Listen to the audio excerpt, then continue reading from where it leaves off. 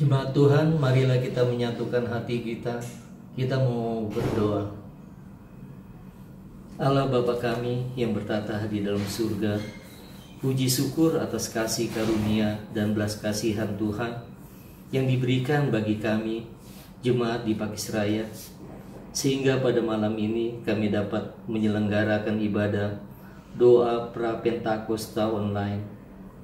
Kiranya Roh Kudus berkenan senantiasa melindungi dan menolong kehidupan kami, jemaat Tuhan.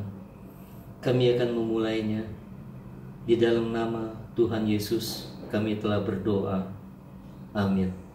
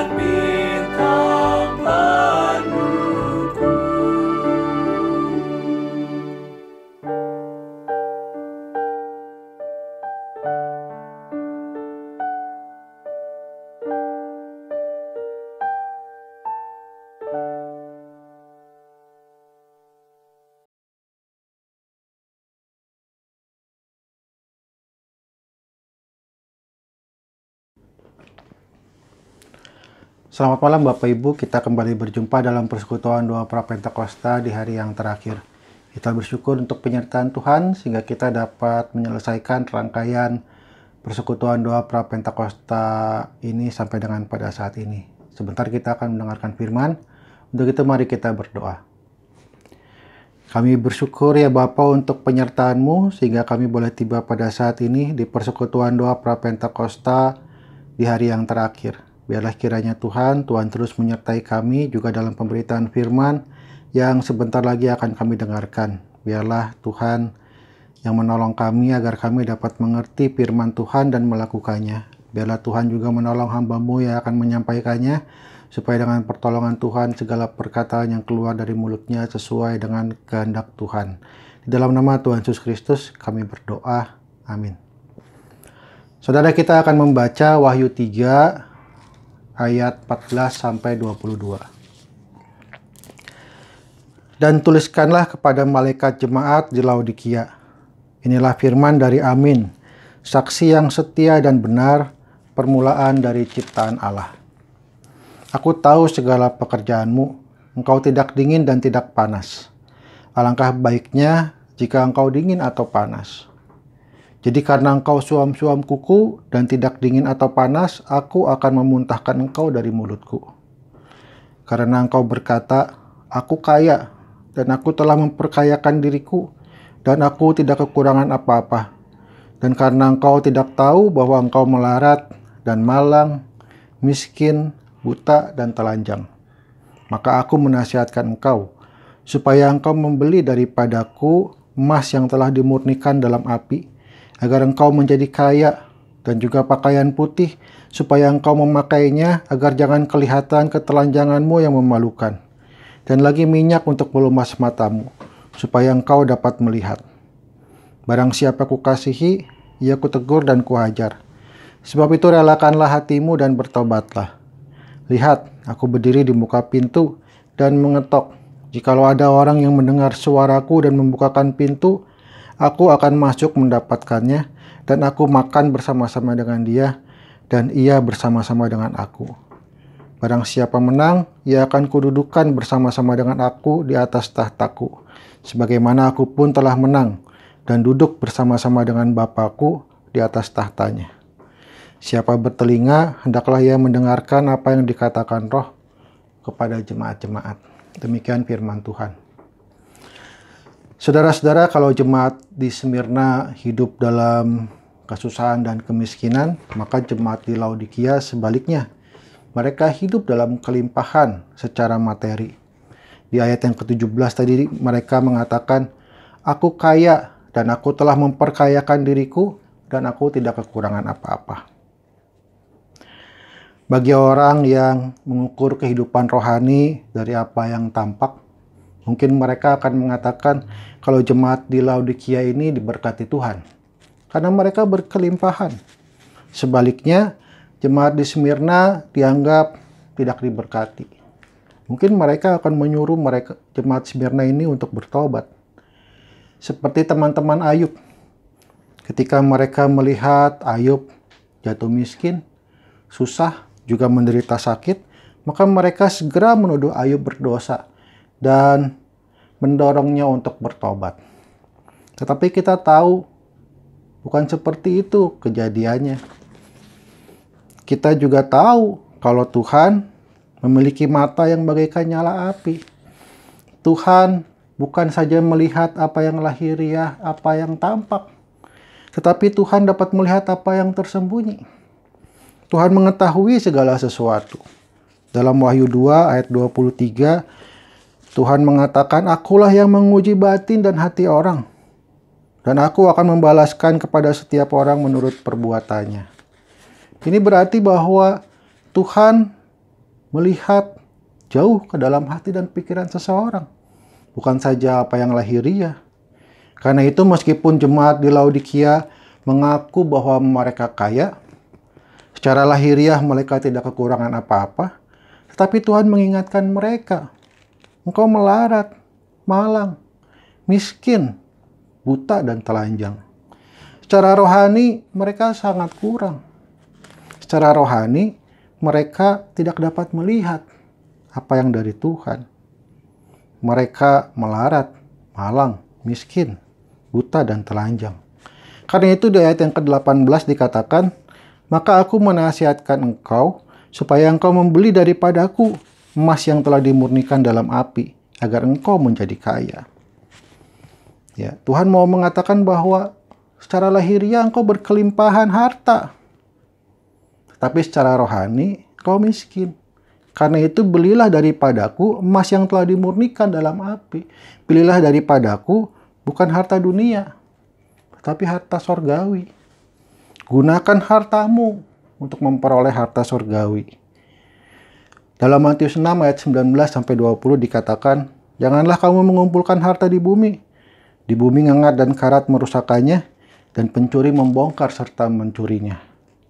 Tetapi kumpulkanlah bagimu harta di sorga. Di sorga ngengat dan karat tidak merusakannya, dan pencuri tidak membongkar serta mencurinya. Tuhan Yesus mau mengatakan bahwa harta sorgawi ini jauh lebih bernilai dan abadi. Sehingga kalau jemaat di Laodikia merasa tidak lagi membutuhkan apa-apa karena punya harta, Tuhan Yesus mau mengingatkan hartamu di dunia itu tidak ada artinya. Hartamu fana. Carilah harta yang di surga. Gunakan hartamu, kelimpahanmu untuk memperoleh harta yang surgawi itu. Kadang-kadang kita hanya kalau susah, kalau kita menderita, kalau kita dalam persoalan, baru kita merenungkan apa maksud Tuhan. Melalui firman Tuhan hari ini, kita diingatkan bahkan dalam kelimpahan, kita juga harus merenungkan apa maksud Tuhan. Dalam konteks Laodikia, mereka harus merenungkan apa maksud Tuhan ketika Tuhan melimpahi mereka dengan kekayaan. Ini penting untuk mencari apa maksud Tuhan dalam segala perkara hidup kita, supaya kita tidak terjatuh dalam pencobaan. Sebab bukan cuma penderitaan, kesusahan yang bisa menjadi cobaan, yang bisa menjatuhkan kita, tetapi kekayaan pun bisa menjadi pencobaan. Waktu miskin, setia kepada pasangannya. Ketika dilimpahi kekayaan, mulai melirik yang lain. Mulai tidak setia. Ketika miskin, rendah hati. Tapi ketika mulai kaya, mulailah dia sombong dan merendahkan orang lain. Waktu miskin, tekun beribadah. Ketika sudah kaya, tidak pernah lagi beribadah. Sibuk jalan-jalan. Sibuk memuaskan kedagingannya. Karena itu, kita perlu untuk terus mencari apa maksud Tuhan dalam kehidupan kita. Apa maksud Tuhan ketika Tuhan melimpahi orang percaya dengan kekayaan? 1 Yohanes 3 ayat 17 mengatakan, barang siapa mempunyai harta duniawi dan melihat saudaranya menderita kekurangan, tetapi menutup pintu hatinya terhadap saudaranya itu, bagaimana kasih Allah dapat tetap di dalam dirinya? Dari sini kita mendapat jawaban. Kalau Tuhan melimpahi kita, maka Tuhan menghendaki melalui kelimpahan kita, kita menolong orang lain yang membutuhkan. Melalui kelimpahan kita, kita menjadi perpanjangan tangan kasih Tuhan untuk menjangkau mereka yang tidak terjangkau, untuk peduli, untuk mengingat kepada mereka yang dilupakan. Melalui kelimpahan kita, kita menjadi rekan kerja Allah yang menyatakan terang bagi dunia. Karena itu penting untuk mencari apa maksud Tuhan dalam segala perkara. Bukan hanya dalam susah, tapi juga dalam kelimpahan. Bukan cuma ketika kita gagal, tetapi juga ketika kita berhasil, ketika kita memperoleh kesuksesan.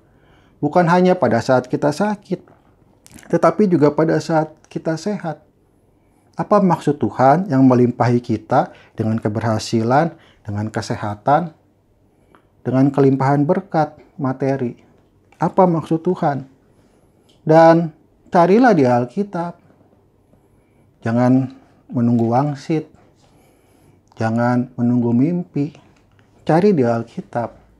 Dalam konteks jemaat di Laodikia yang berkelimpahan harta, maka 1 Yohanes 3 ayat 17 tadi dapat menjadi jawaban.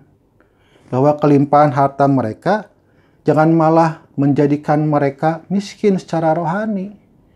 Tetapi melalui kelimpahan itulah mereka juga mendapatkan harta surgawi. Kalau mereka menggunakannya untuk menolong sesama yang membutuhkan. Kalau melalui berkat yang mereka terima, mereka juga menjadi berkat bagi orang lain. Kalau tidak melakukannya, berarti kita telah menutup pintu hati. Bukan cuma terhadap saudara yang membutuhkan, tetapi juga terhadap Tuhan. Karena di situ dikatakan, bagaimana kasih Allah tetap di dalam dirimu kalau kamu menutup pintu terhadap saudara yang membutuhkan. Dalam Wahyu 3 ayat 20 dikatakan, lihat, aku berdiri di muka pintu dan mengetok. Jikalau ada orang yang mendengar suaraku dan membukakan pintu, aku akan masuk mendapatkannya, dan aku makan bersama-sama dengan dia, dan ia bersama-sama dengan aku. Ya. Rupanya inilah yang terjadi di jemaat Laodikia. Mereka dilimpahi materi, tapi kemudian menutup pintu hatinya terhadap saudaranya. Sehingga Tuhan sekarang ada di luar, ada di muka pintu dan mengetok. Tuhan menanti ada yang mau mendengar dan membukakan pintu sehingga Tuhan dapat masuk dan makan bersama-sama. Tetapi kalau mengeraskan hati dan tetap menutup pintu, ya mereka tidak akan duduk bersama-sama dengan Tuhan di atas tahta kemuliaannya. Itulah yang terjadi di jemaat di Laodikia, jemaat yang ketujuh yang kita pelajari di sepanjang persekutuan doa Prapentakosta ini. Dan kalau kita perhatikan, ada dua jemaat yang tidak mendapat pujian. Jemaat di Sardis dan yang hari ini jemaat di Laodikia. Mana yang paling buruk? Rasanya jemaat di Laodikia menjadi juaranya. Karena Tuhan sudah di luar. Tuhan sedang mengetuk pintu hati. Sementara kalau jemaat di Sardis, kan dikatakan masih ada yang dikerjakan. Walau tidak sempurna. Karena itu Tuhan mengatakan kepada jemaat di Sardis, sempurnakanlah. Di antara ketujuh jemaat, ada juga dua jemaat yang tidak mendapat teguran. Jemaat di Smyrna dan jemaat di Philadelphia. Mana yang terbaik? Jemaat di Philadelphia. Kalau jemaat di Smyrna, Tuhan menguatkan mereka agar dapat menghadapi kesusahan mereka. Terhadap jemaat di Philadelphia, Tuhan sudah membukakan pintu surga untuk mereka. Ya, jadi dari sini kita melihat bahwa di sisi yang terburuk ada Laodikia juaranya. Di sisi yang terbaik ada Philadelphia. Menariknya, hanya kepada jemaat di Philadelphia dan kepada Laodikia, Tuhan secara eksplisit mengatakan kalau Tuhan mengasihi mereka. Dalam Wahyu 3 ayat 9 dikatakan kepada jemaat Philadelphia, aku mengasihi engkau. Dalam Wahyu 3 ayat 19 Tuhan mengatakan kepada jemaat di Laodikia, barang siapa kukasihi, ia kutegur dan kuhajar. Jadi kalau jemaat Laodikia mendapatkan teguran, itu karena Tuhan mengasihi mereka. Dari sini kita melihat betapa luar biasa kasih Tuhan. Tuhan mengasihi bukan saja mereka yang sudah hidup di dalam Tuhan, tetapi Tuhan juga mengasihi jemaat yang di Laodikia, yang di antara ketujuh jemaat menjadi yang terburuk. Tuhan terus mengetuk pintu. Tuhan terus memberi mereka kesempatan untuk bertobat. Biasanya kesempatan hanya datang sekali. Kalau ini datang terus, berarti kan luar biasa kebaikan Tuhan. Tuhan terus mengetuk. Tetapi ya mereka harus peka mendengar suara Tuhan. Mereka harus mau membuka pintu agar Tuhan dapat masuk. Kalau tidak, ya mereka tidak akan mendapatkan kehidupan bersama Tuhan. Mereka tidak akan duduk bersama Tuhan di atas tahtanya. Demikian juga dengan kita. Ya, kita sudah mendengar surat Tuhan kepada ketujuh jemaat. Marilah kita gunakan itu untuk melihat diri kita. Apa yang sudah baik, apa yang belum baik. Marilah kita memiliki kepekaan untuk dapat mendengar suara Tuhan, supaya kita dapat memperbaiki kehidupan iman kita, agar kita pun kelak dapat duduk bersama-sama dengan Tuhan di atas tahtanya. Tuhan menolong kita. Amin.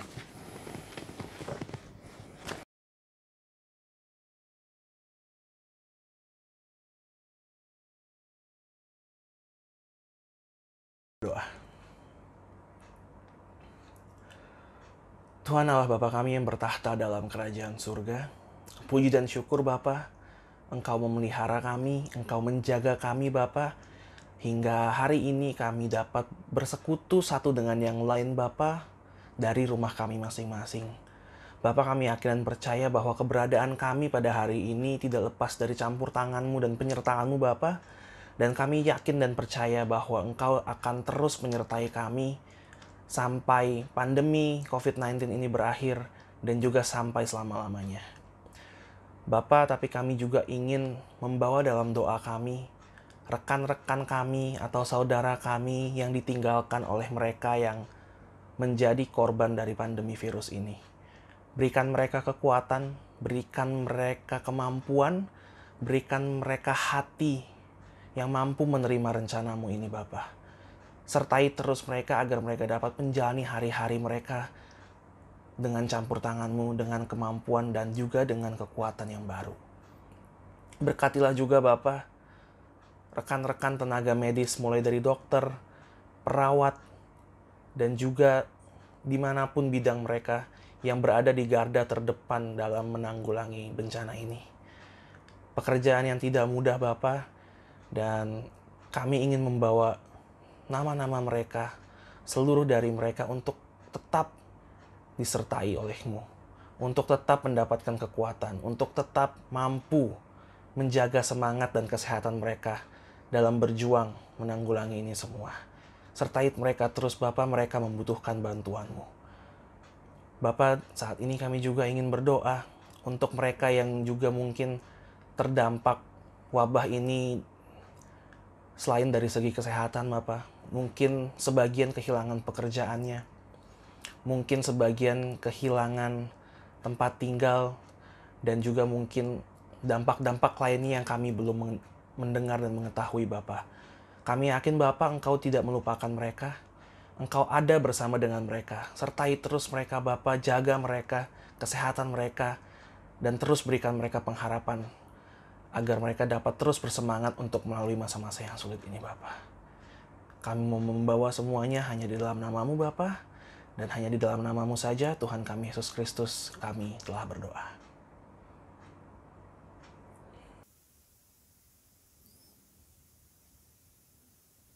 Ya Tuhan, kami juga mau berdoa untuk aparat keamanan yang sedang bertugas di lapangan. Berikan mereka hikmat dan kesehatan, sehingga mereka dapat melaksanakan tugasnya dengan baik. Di tengah PSBB ini Tuhan, berkatilah mereka agar mereka dapat menghimbau masyarakat untuk menjaga jarak selalu, sehingga rantai penyebaran COVID-19 ini dapat terhenti. Dan juga Tuhan, berikan mereka kekuatan untuk menjaga persatuan dan keamanan bangsa dari pihak-pihak yang berusaha memecah belah bangsa Indonesia ini Tuhan. Hanya dalam nama Tuhan kami berdoa. Mari kita bersatu dalam doa. Ya Tuhan Allah Bapa kami mau bersyukur ya Tuhan untuk Gereja Kristen Indonesia yang saat ini dapat melakukan ibadah online. Tuhan tolong berkati supaya umat-Mu dapat merasakan persekutuan dengan Tuhan walaupun dalam situasi saat ini ya Tuhan yang kurang ideal. Berkati setiap jemaat-Mu ya Tuhan yang ada di rumah, yang mendengarkan ibadah online, supaya kami dapat memiliki persekutuan yang baik ya Tuhan bersama-Mu, baik secara individu, secara pribadi, juga bersama keluarga kami. Kami juga bersyukur ya Tuhan untuk jemaat gereja kami ya Tuhan, untuk setiap pelayanan yang dapat kami lakukan. Semoga setiap pelayanan ini dapat bermanfaat, juga dapat memberikan berkat bagi para jemaat, para simpatisan, juga pada masyarakat yang membutuhkan. Kami bersyukur juga ya Tuhan untuk program kerja 2020 dan 2021. Kami berdoa supaya dalam pelaksanaannya semua dapat disesuaikan dengan situasi yang ada, juga dalam pelaksanaannya supaya dapat menjadi berkat bagi yang merasakan program-program tersebut. Kami berdoa ya Tuhan untuk jemaat Gereja Kristen Indonesia Pakis Raya ya Tuhan, untuk dapat selalu kuat, dapat selalu tegar, dan juga dapat memiliki hikmat kebijaksanaan untuk menghadapi segala situasi yang mungkin ada.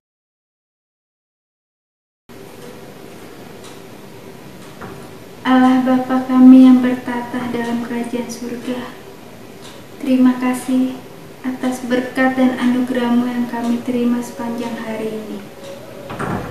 Pada saat ini, kami berdoa khusus untuk kondisi masyarakat Indonesia, yang mana kami masih bergumul terhadap virus corona. Kami berdoa supaya Engkau memberikan hikmat untuk kami, agar kami dapat memilih dan memilah segala informasi yang tersebar, sehingga kami dapat menjadi pribadi yang tidak mudah percaya dengan berita yang tidak benar. Kami juga berdoa supaya Engkau memberikan kami jalan untuk dapat berpenghasilan di tengah kondisi yang sulit dan tidak menentu saat ini.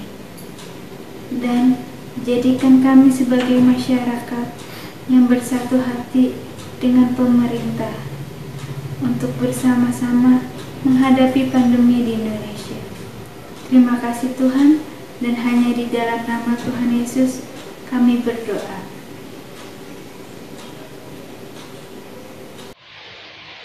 Ya Tuhan, sekarang saya mau berdoa untuk pemerintah dan bangsa negara ini ya Tuhan. Kami tahu kalau saat ini negara kami sedang dilanda dengan wabah COVID-19 ya Tuhan. Saya berdoa, kami semua berdoa ya Tuhan, agar pemerintah kami dapat dengan bijaksana ya Tuhan, mereka bisa memilih jalan yang terbaik ya Tuhan untuk rakyatnya di Indonesia Tuhan. Kiranya mereka juga mampu untuk mencari jalan keluar yang terbaik untuk negara ini ya Tuhan, agar kami sebagai masyarakat Indonesia pun bisa mematuhi apa yang telah direncanakan dengan baik oleh pemerintah kami ya Tuhan. Dan juga kami berdoa agar pemerintah kami pun mau dengan bijaksana juga menyediakan fasilitas baik itu rumah sakit ya Tuhan, dan juga obat-obatan bagi para korban COVID-19 ya Tuhan. Dan juga kami berdoa ya Tuhan agar Engkau menghindarkan dari segala mara bahaya di negara ini ya Tuhan, dan juga kericuhan akibat perbedaan agama, suku, dan juga ras. Kiranya kami bisa selalu hidup dengan damai di negara ini ya Tuhan. Kami mohon penyertaan-Mu ya Tuhan untuk negara kami. Kiranya kami semua bisa selalu menjadi masyarakat yang baik dan selalu menjaga kedamaian di negara ini. Inilah doa kami ya Tuhan.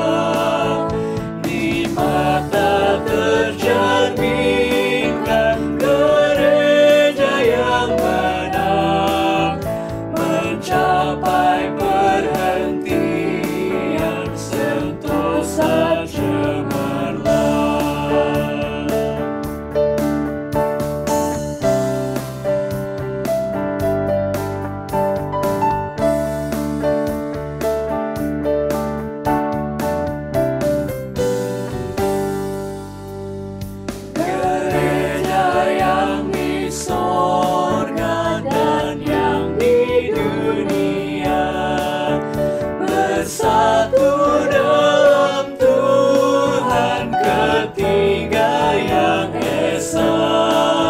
Ya Tuhan beri anugerah supaya kami pun Engkau tempatkan juga kekal di rumah-Mu.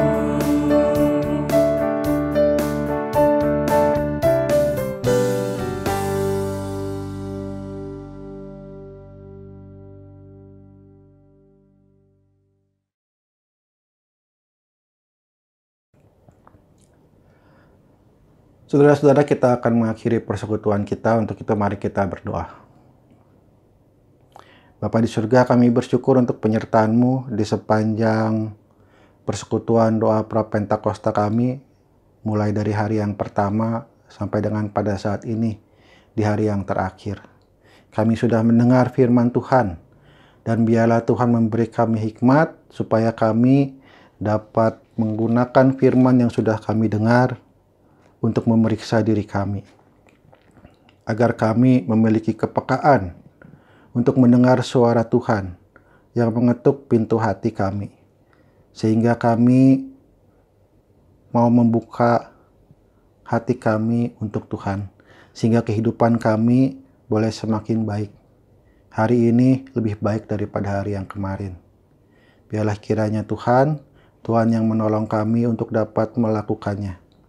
Sebentar Tuhan, kami akan mengakhiri persekutuan kami dan melanjutkan dengan kegiatan yang lain.